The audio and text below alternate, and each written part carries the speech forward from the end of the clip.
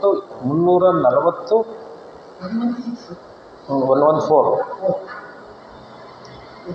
ಅಂದರೆ 120 + 32 + 74 + 114 ಒಟ್ಟು 340 ಶಾಲೆಗಳಿದೆ ನಮ್ಮ ಜಿಲ್ಲೆಯಲ್ಲಿ. 340 ಶಾಲೆಗಳಿಂದ ಒಟ್ಟು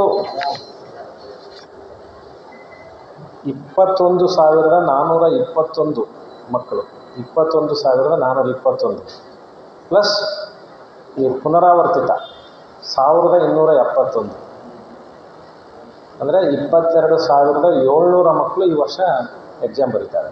22,700 ಮಕ್ಕಳು ರೀ ಎಕ್ಸಾಮ್. ಅವರು ರೀ ಎಕ್ಸಾಮ್ 1,271.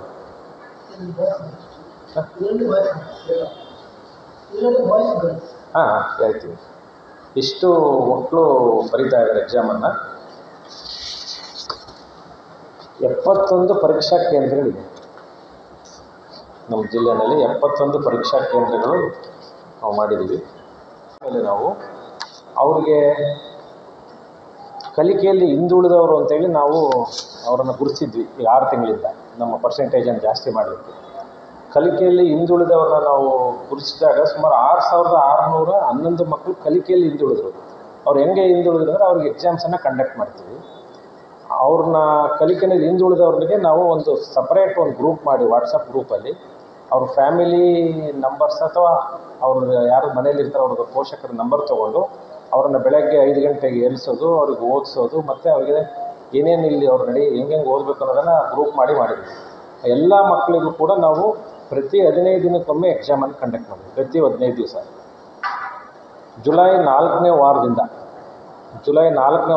ಮಾರ್ಚ್ 2ನೇ ವಾರದವರೆಗೂ ಪ್ರತಿ 15 ದಿನಕ್ಕೊಮ್ಮೆ ಟೆಸ್ಟ್ಗಳನ್ನು ಕಂಡಕ್ಟ್ ಮಾಡಿದ್ವಿ.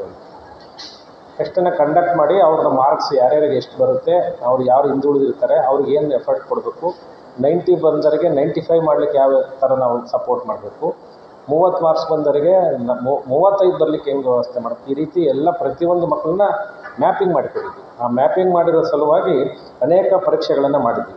ಮುಂದುವರೆದು ಸರ್ಕಾರದ ನಿರ್ದೇಶನದಂತೆ ಒಂದು ಪರೀಕ್ಷೆನೂ ಕೂಡ ನಾವು ಈಗಾಗಲೇ ಮಾಡಿದ್ವಿ. ಯಾವುದು 2 ಡಿಸ್ಟಿಕ್ಕು 1 ಸ್ಟೇಟ್ ಎಕ್ಸಾಮ್. 2 ಡಿಸ್ಟಿಕ್ಕು ಮತ್ತು 1 ಸ್ಟೇಟ್ ಎಕ್ಸಾಮ್ ಮಾಡೋದ್ರಲ್ಲಿ ನಮ್ಮದು 78.69% ಬಂದಿದೆ ಸ್ಟೇಟ್ ಎಕ್ಸಾಮಲ್ಲಿ.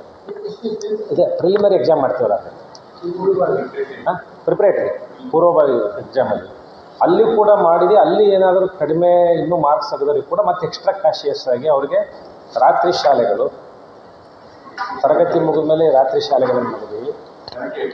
78%.